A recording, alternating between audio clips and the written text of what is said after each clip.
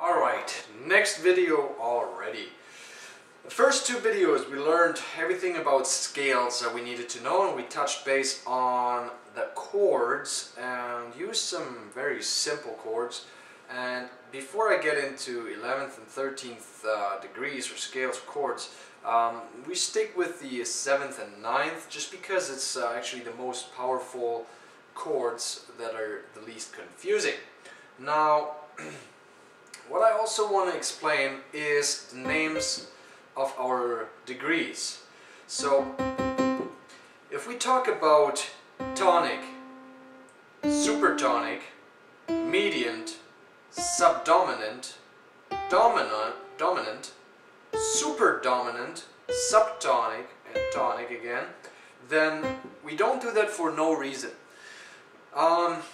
Because if we understand the names and the relations between those keys, then it becomes even easier to combine and find chords.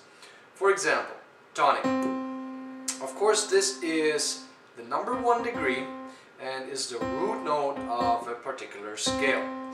Now, knowing that everything turns around on this tonic, on this note, if we look into our dominant, which is the 5th degree within our scale, and is usually the most, no, it's always the most tense point in a scale, and leads towards the tonic.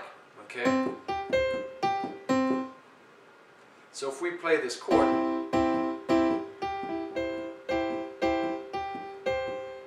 it always goes along well. And any other key is, well, kind of an in-between thing. So, how to explain that? The subtonic, for example, which is below the tonic. So it can either be a half step or a whole step, depending on the scale. In the major scale it's a half step, in the minor scale it's the whole step. And just like the dominant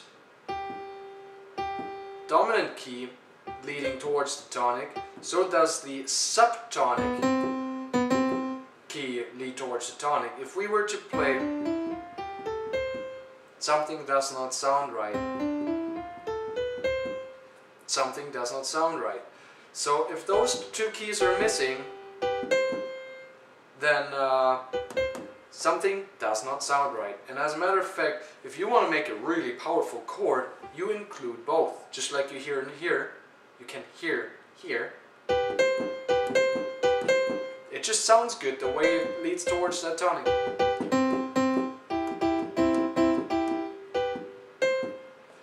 Right?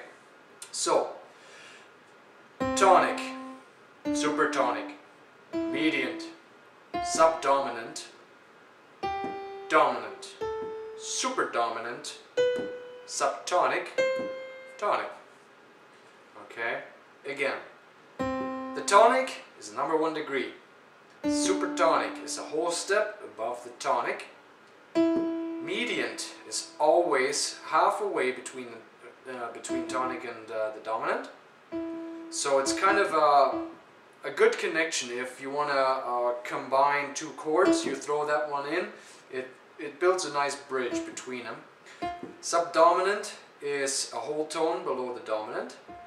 Except, I guess, I'm not sure about the diminished scale, it's kind of different. But basically, I have no idea why that one is important other than a mix and match. Dominant, the most tense note, tense point in the scale. The superdominant, no idea, really. The subtonic, very important, leading towards the tonic.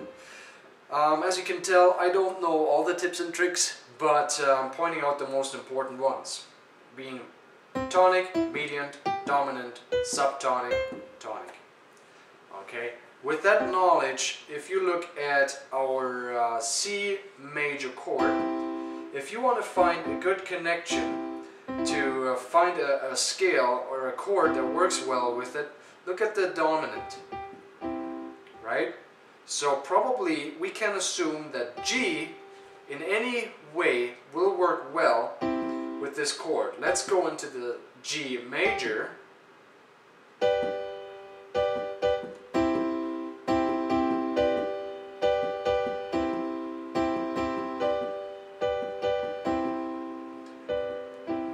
Works good, doesn't it? What about the G minor? Okay, what about G minor and C minor? Not bad, huh?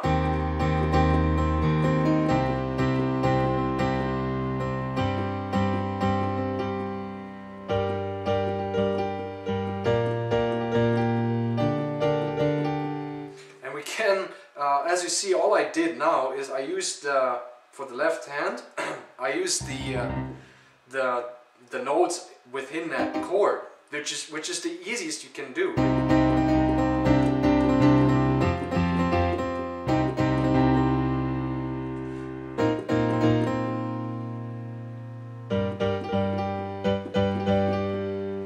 Right? And that's exactly how you can mix and match, knowing that the most tense point is a good starting point to find the next chord. Or else you go into the median.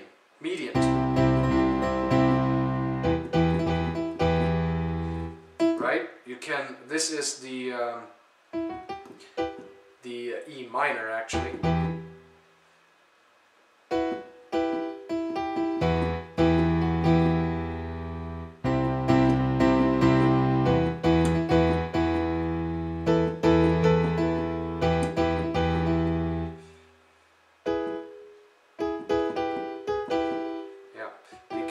We lowered the third. Ah, very cool. I'm sorry, I got a little carried away there, trying to make music. And this is the coolest part about this whole thing is, once you get the feeling and understanding for how to combine and how to break those chords open, because playing this E major or E minor, you can play it here.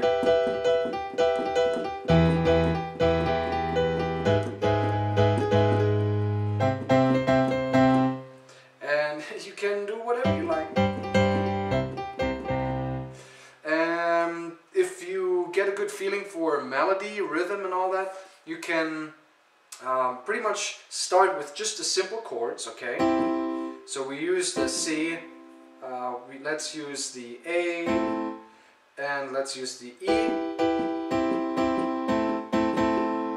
okay? And then we throw just the root note in there.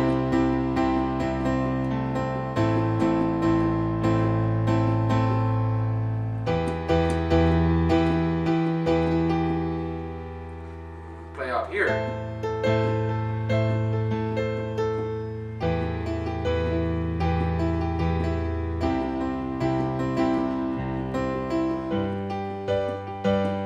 And then if we do a couple inversions, then let's see what damage we can do.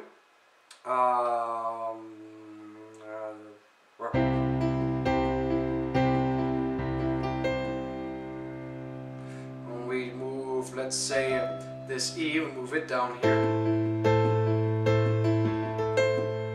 And if we go into E, instead of playing this G there, maybe we move it here.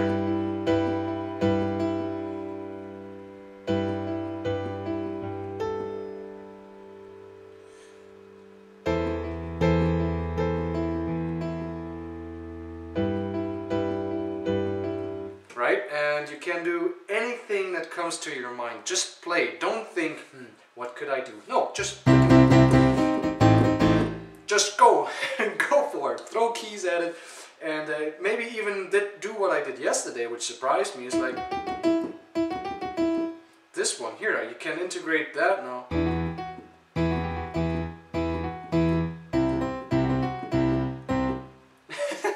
Like it's crazy. You can do anything. And don't go too fancy, trust me. If you try to put too many keys into it and try to go fancy on your left, you just get frustrated. Start simple. Best thing I can tell you, best advice I can give you. and we will cut it off here.